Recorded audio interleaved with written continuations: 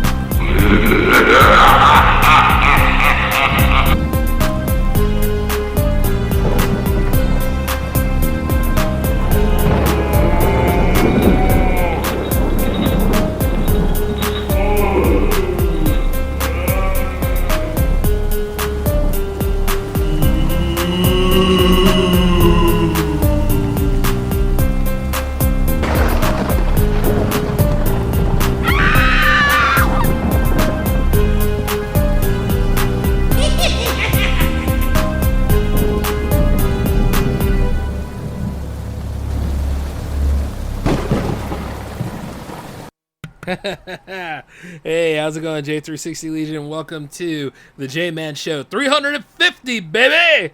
Here in the Monster Fest 2024, and I am your host, J-Man, of course, and it feels so good to be back here with the creatures and the ghouls and all sorts of things happening, and I'm loving every bit of this spooky season. It is time for the Spooky Fest, y'all, and man, oh man, oh man, do I have some movies to tell you about.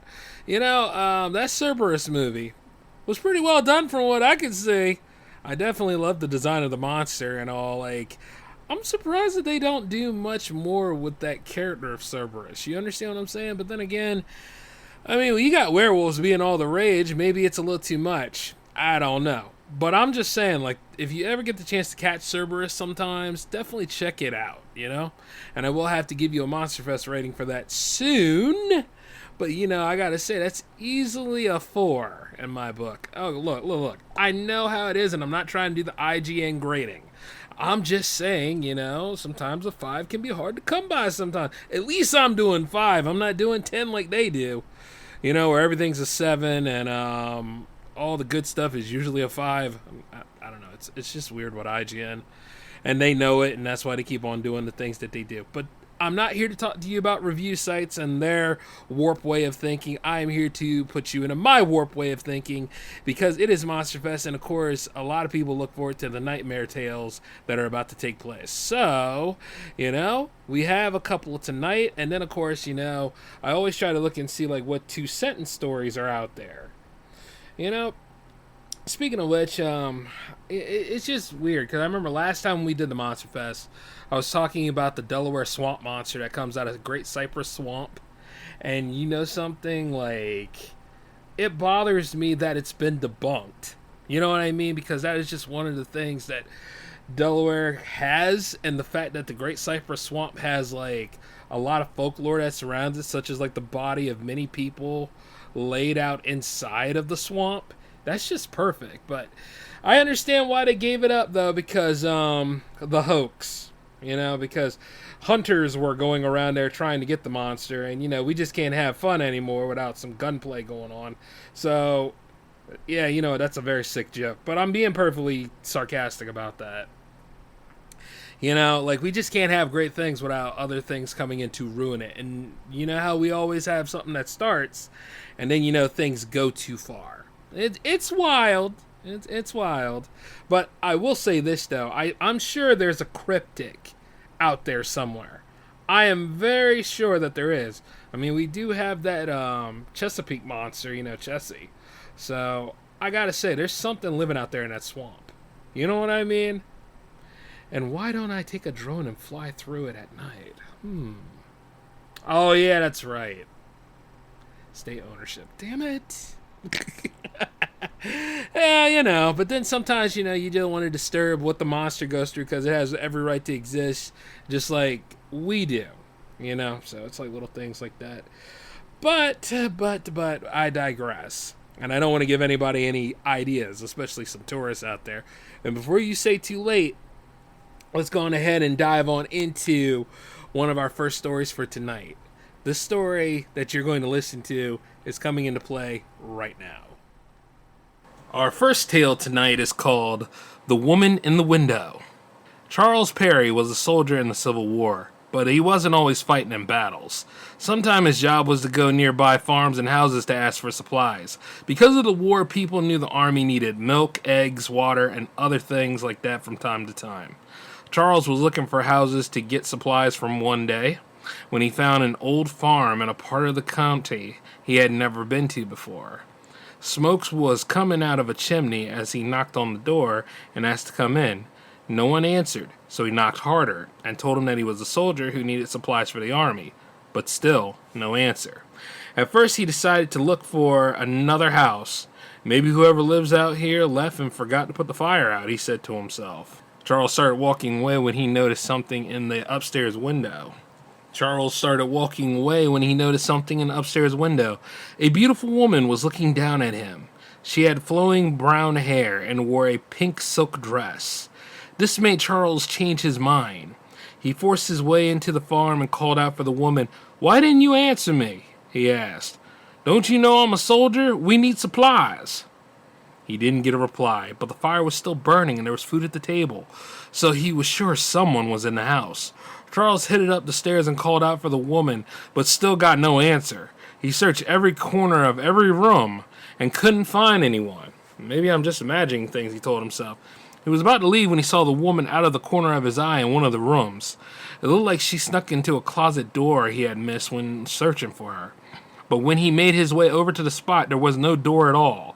The wall was completely solid. Charles decided to find the closest neighbor to ask about the woman he had seen. And pretty soon he reached another farmhouse about a mile away. An old woman came out to greet him. "Who lives in that farmhouse a mile to the south?" he asked.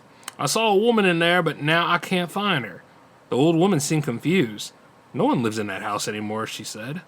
"A drunken soldier stopped by there a couple of years ago and killed the woman who lived on that farm when she wouldn't give him any money.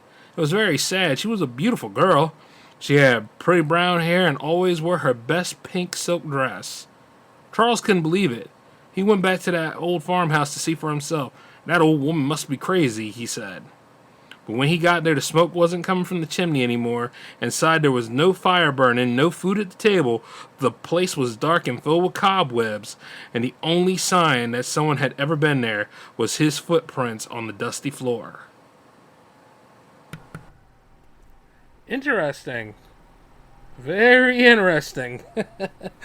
To be fair, it kind of leaves the idea that...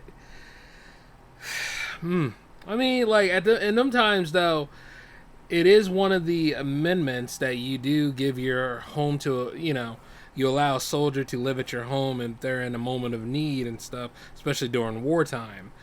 And the fact that that happened, it lets you know that she's pulling anybody in. That's kind of a variation on this one episode of Tales from the Dark Side I saw called The Old Soft Shoe, where, there was this guy who was selling, he was selling stuff for, shower curtains and all. They used to have salesmen for everything back in the day. And when he was going to this one motel, and there was another other woman there, and they both needed a room, and he said, "Hey, we could share a room," and then she was like, "No." Her character was really such a funny character and throughout the whole movie. Episode. And what happened is that the guy, the salesman, he coerced the owner to give him a hotel room, that had a certain number on it. He said, "There's a other room right there." He said, "I don't really rent that room out." And he insisted. So the owner gave him the access to the room. And he said, "You better stay in that room," and all that stuff over and over again. And when the guy accessed the room, it turns out that he was not entirely alone. Matter of fact, come find out that it was actually inhabited by an attractive lady, and that attractive lady thought he was somebody else. His name is supposed to have been George, but she kept calling him Harry, and then it got to the point where he actually believed he was Harry, and she ended up pulling him into a bathtub with her. But you see, it turned out that whole thing was haunted. Like the woman actually was the spirit of the owner's father's mistress, I should say, who actually would kill anybody that traveled and called him Harry. She was a restless spirit inside of that hotel room. And you know, the thing about it is, it creeps me out to this day because the guy was a decent person. But then again, when you look at like horror shows and stuff, aren't they usually decent people sometimes? And they just get caught up in a bad way and nature decides to take them out. And she took his ass out. Like, he really caved into it, when he could have just kept resisting that urge. And, you know, he did mention that there was a lot going on in that room, but the owner didn't want to believe him because the owner knew, you know. So, sometimes things usually happen in a bad way when you're traveling, but that was just... It freaks me out to this day, but yeah, if you ever want to see like a variation of this story play out like it does, definitely check out that episode from Tales from the Dark Side. It's called The Old Soft Show. And you see, the thing what Tales from the Dark Side is, it is such a good series, but if you're one of those that like blood, gore, and all that kind of stuff, you're not going to get it in that show. That was definitely a cable show, you know? No. That was definitely network TV. See, sometimes, you know, as things evolve and J-Man showing his age, I got to get myself right about these things.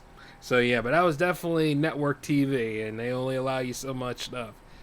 You know, speaking of that series too, like, there was this one time where like chaos energy was happening in somebody else's apartment, and she tried to befriend it. And the thing is, it didn't want to be friends, and it decided to electrify her ass and burn her up throughout the whole thing. It wasn't called like, what was that episode called? It's in the back of my mind, but it was all sorts of stuff going on, and at the very end, she screamed out loud when it made her electricity just blow up around her. Oh my God. I bet that would have been one hell of a mess to clean up. God, what was that episode? It's going to bother me now. If I don't get in on this episode, I will tell you guys this next episode. So, bear with me, alright? You know what I'm saying? As I dive into these things. But yeah, like, stories like that are very creepy, and you know what? True to form, they can be very real. Like, especially around here in any of these areas with 13 colonies, you really got to check out some of these areas, especially, like, I would say, you can check out Delaware too, but definitely check out Maryland, check out Pennsylvania, check out New York, you know? Check out all of those areas and stuff, because you can feel the energy and the vibe of things in like gothic areas or abandoned areas, I should say. But of course, you should always be safe. I'm letting you know. Then again, how are you going to be safe against the supernatural? By the will of God, I guess. But it's just one of those kind of things to think about. But yeah, that is a very creepy vibe story, you know. And to be honest, if he actually reached out to her, I wonder if she had a face. Then again, it said she had a face, but then again, like, you know, sometimes if you get real close to a ghost, they don't have no face, you know, or they have that nightmare face. But as we keep going, guys, I mean, I got to get to the other stories here. Speaking of which, how do you guys like your meat? Do you like it whole or do you like it chopped? You know what I mean? Like, do you like your meat chopped up real good? Because that's the name of the next story that you're going to hear right now. It's called Chopped. So, take it away, me. Hey, look, that's for all you Jams fans out there, but let's go ahead and dive into this story. All right, this next one that we're going to hear is called Chop. Sometimes brothers are like each other in many ways, but that wasn't the case with the Harrison brothers. One of them was a very nice young man who was kind to everyone, and the other was a mean brute. When Mr. Harrison died, he left the boys his farm. The nicer Harrison brother wanted to sell his half, and this made his brother very angry. He killed him with an axe. The farm had been in the family for years and years, and he couldn't believe his brother would want to sell any of it. He decided to hide him under the floor in one of the farm rooms. And later that year, he also married the girl that his brother was planning on marrying. And that's when strange things began happening at the farm. Anytime the mean Harrison brother was near his wife, they would hear a chopping sound. It would only go away when he was no longer very close to her. Now, this scared the young woman terribly. She had lived in the farm for 1 week when she told her husband she couldn't stand being so frightened anymore and needed to leave. He asked her to come with her, but he wouldn't leave his farm. So he tried to kill her. But she was luckier than the murdered Harrison brother. She managed to run away and get to a neighbor's farm. When she told the neighbor about what happened, they went back to the Harrison farm to stop her husband from escaping. But before the police could arrive, however, when they got there, they found the evil Harrison brother already dead. He hung himself. And before doing so, it looked like he had pried up the floorboards. And the floor was the body of the nicer Harrison boy. Next to him was an axe. Ooh, that's gruesome. But here's the thing. Like I said earlier, eventually people's sins come out in the dark, don't they?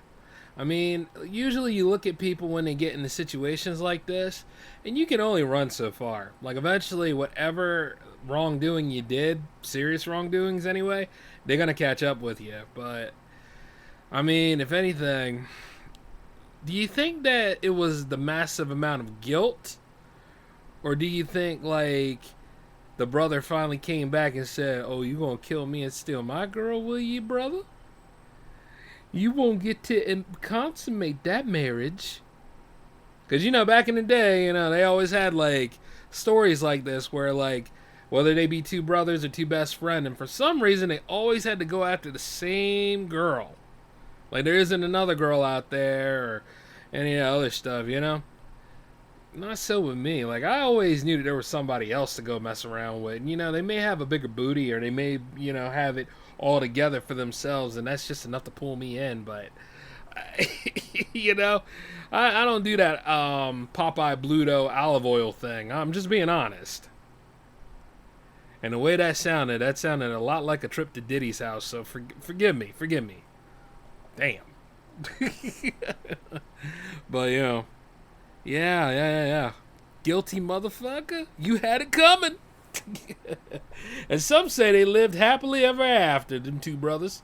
But then again, I'll be perfectly honest with you. Kind of reminds me of the Telltale Heart, A classic horror story indeed. And I would love to read you guys a post story, but we do not have enough time in the show for that. I'll be perfectly honest with you. And as we keep working through things, I got to go ahead and let you all know I found a 2-sentence horror story for you all. So, let's see how good this is, huh? Alright.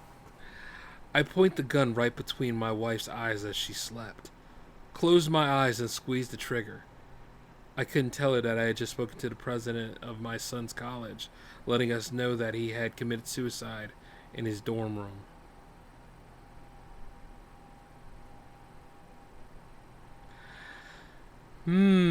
Okay.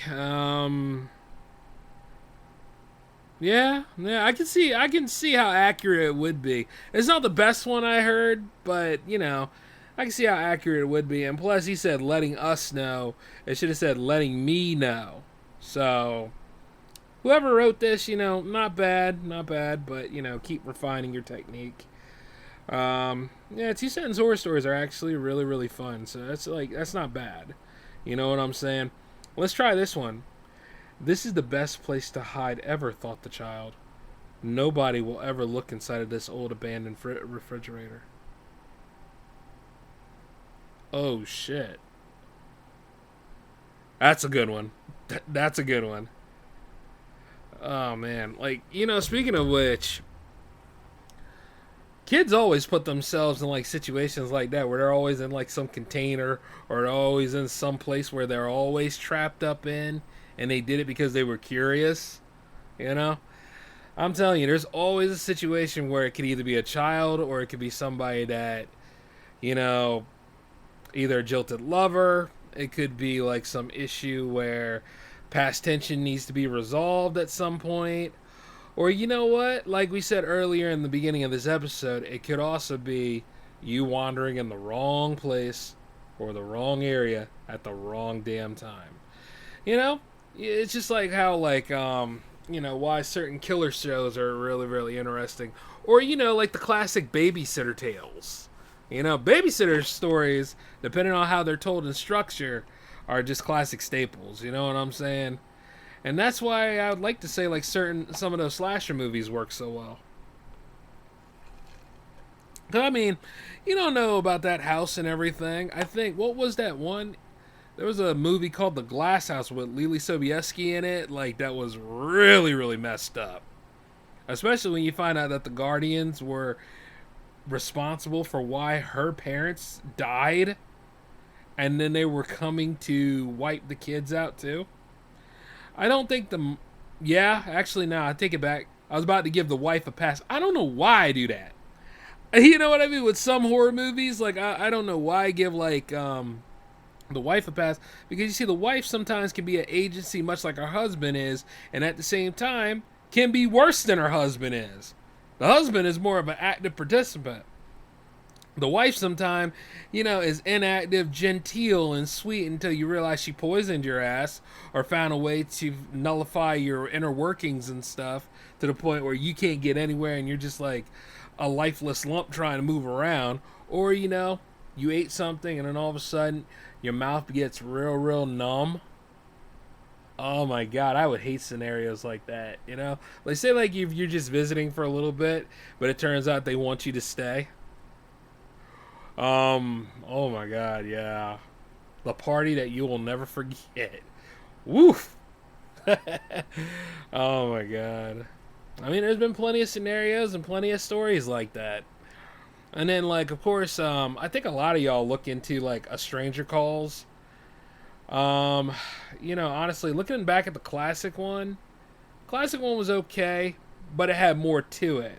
And you only dealt with the craziness with the babysitter and the killer in the beginning of the movie, and then you see like how it affects everybody. The one with Camille Bell in it, I think that one was a lot creepier. You know what I mean? Because it didn't tell you anything.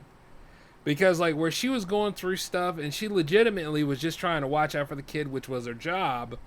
This so-and-so knew the layout of the house, got in the house and everything, messed her up royally, and then, she's in the hospital and you're hoping that she recovers, and then she has that, that post-traumatic stress of the killer nearby, and she just screams out and everything, and the movie goes off there. It's like you never know why that killer was in there stalking that poor woman like that.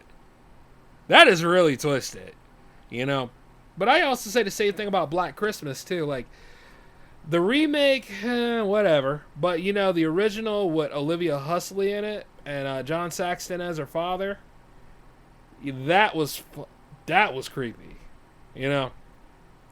Because here's the thing. Who would have thought that Billy would actually go back into his house?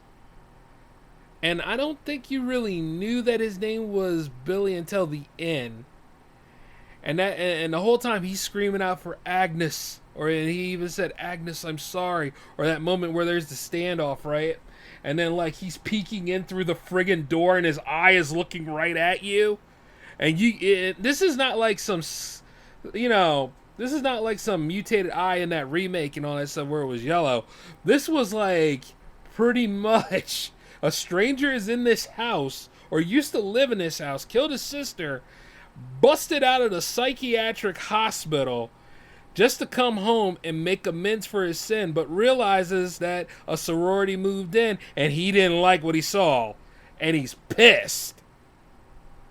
Like, when you see things like that, that is just... Ooh, that just brings the chill factor in,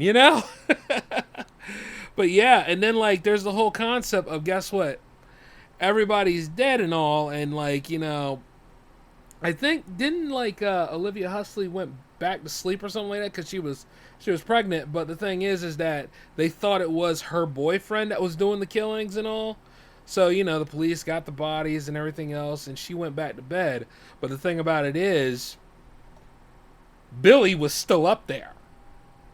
And he's still looking around reaching out to his sister, saying he's sorry. That's messed up. You know? Oh my god. And then not to mention, like, what was that one, Silent Night? Yeah, Christmas ain't safe. Let's just be perfectly honest. Well, hell, it isn't. I did talk about Black Christmas. Let's just be perfectly honest. Yeah, a Silent Night actually counts too. Where, like, and then I think the young kid in there was named Billy as well, wasn't he? Billy didn't have a chance, man. I mean, like, it ain't because of the other kids and all that stuff, but that Mother Superior. But the first one that really traumatized was that grandfather of his. Like, like where his parents took him and his brother to go see, the grandfather, and he in a psych ward. Now, let's just be perfectly honest here. I understand, like, going to see people, visitation, okay. Or was he in a retirement home? I don't know. I think it probably was a psych ward. So he was already screwed. But then again, it could have been a retirement home. I don't know. Uniforms look alike. All right, so let me just dive into that. But he was weird with it, man. You know what I'm saying? Like, he was making it seem like he was just, just sitting there chilling. And then all of a sudden, like, when the parents go away or they're talking amongst themselves, distracted, walk away, the grandfather grabs onto Billy's shoulder and starts talking to him with this craziness. You know what I'm saying? Like, I don't know if it was like religion or I don't know what it was. It was like a whole bunch of stuff about Santa. I think, it was about Santa Claus. And, of course, well, you have to check out the movie from then and there. Because I have talked about it on the Monster Fest before. But, like, the one that really triggered his downfall had to have been his grandfather. And then, like, later on, you start seeing all the crap he went through. And, if anything, that Billy could have been, like, the origin story of the Billy in Black Christmas, as far as you know. Because, see, this is way back when. This is, like, 70s movies and stuff. But as I'm telling you all this stuff, is like, when you think about it, all this stuff that occurs in your home or in, like, somebody else's home, or, like, when you're on visitation and you're in, like, different trips and stuff like that, you just got to be aware of things because you just never know what the hell might be in any of them storage rooms or those other rooms or that floor that's getting renovated that you should not even be a part of when it comes to staying overnight, And that's what's so creepy about it. And just that vibe. It just, woo, love it. Oh, what? You didn't think I was going to say, like, don't enjoy these things, right? But yeah, that's the creep factor of it all. It's just like, man. But yeah, like, when a Stranger Calls, that 2000, I think it was a 2004 remake, that had to have been the best version of that scenario to me. Now, whether you find Babysitter Stories cliche or whatever, this is the first... No, it's not the first day. Well, actually, yeah, technically it is the first day of the new Monster Fest, because yesterday was just opening ceremonies. But the whole point about tonight is you will be getting a Babysitter Story coming up right now. Oh, come on, y'all. Don't be upset about it. Just sit back and embrace the wildness. Well, actually, you should just embrace the horror of all. Anyway, let me go ahead and get to it. This one is called The Crying Baby. Okay, this one is called The Crying Baby.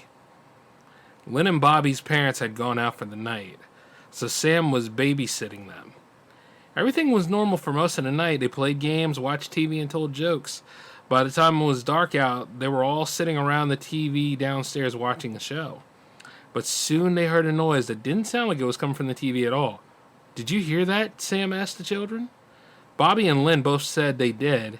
"It sounded like a baby crying outside," Lynn said.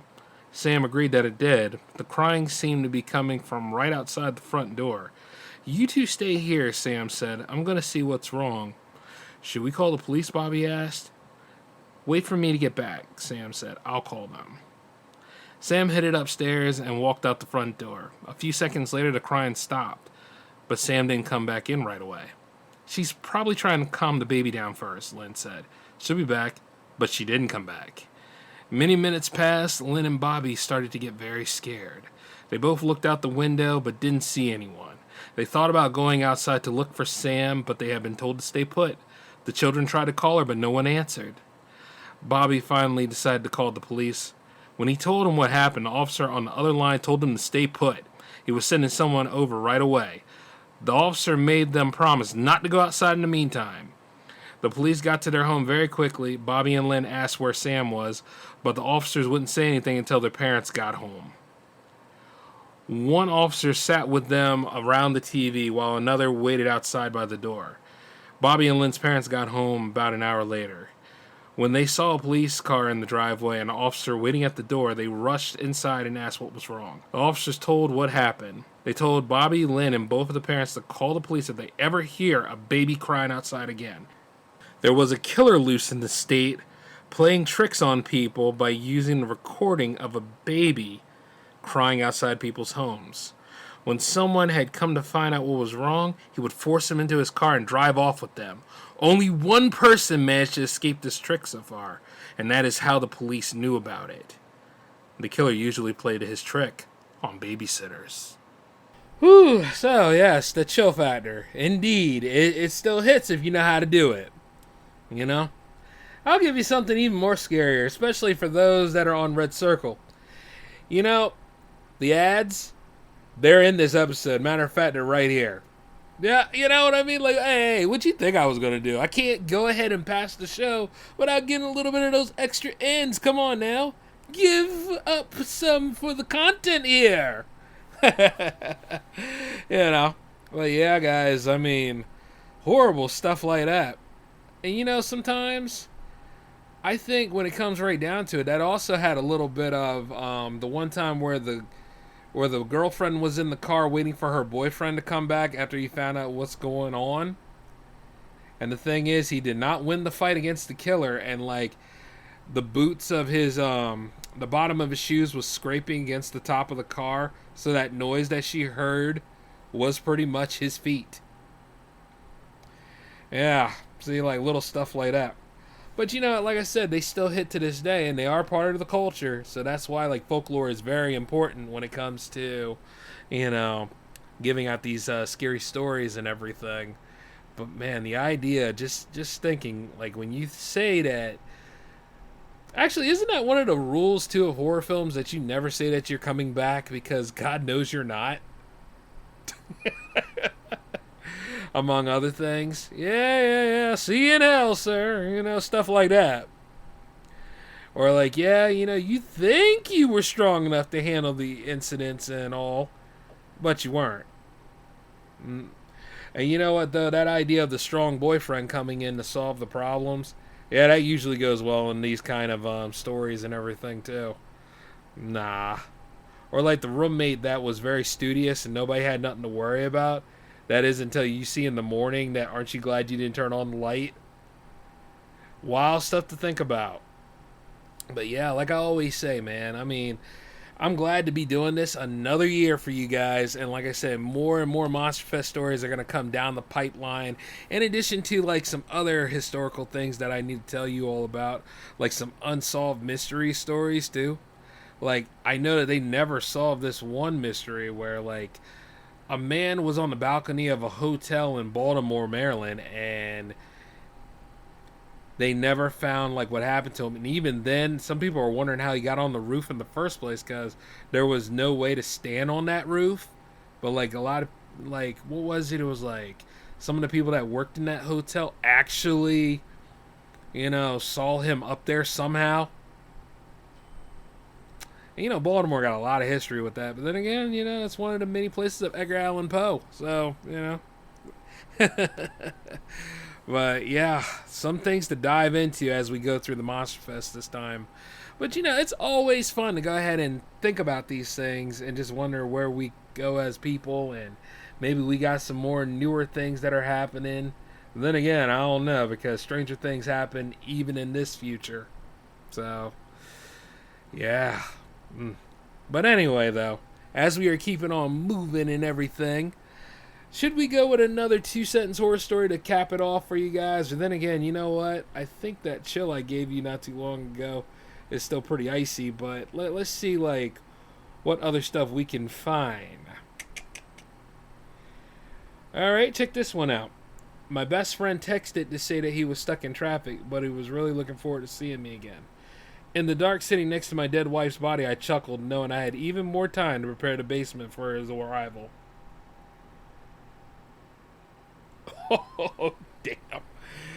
Yeah, here's another thing. Really are no faithful relationships in these kind of stories either. Especially if the best friend had an affair with the wife. I like that. I like that. You know, we should go ahead and cap with that one, man. That was... No, I mean put a cap on, not cap lying. You know what I'm saying? We should go ahead and wrap it up on this one. But nicely done. And you know, these stories right here, like I said, I'm not responsible if you're scared, and I'm not responsible if you don't get sleep tonight or whenever you listen. These stories be hitting. But you know, I'm saying once again though, you guys are in for a nice treat because in addition to this episode, you have J360 Jams 100 happening this Friday night at 10 o'clock p.m. Eastern. And you know what? I can't wait to see a lot of you guys showing up live, and I can't wait to have all of this stuff coming out because MonsterFest 2024 is happening now. But until then, y'all take it easy. This is J-Man signing off. Peace.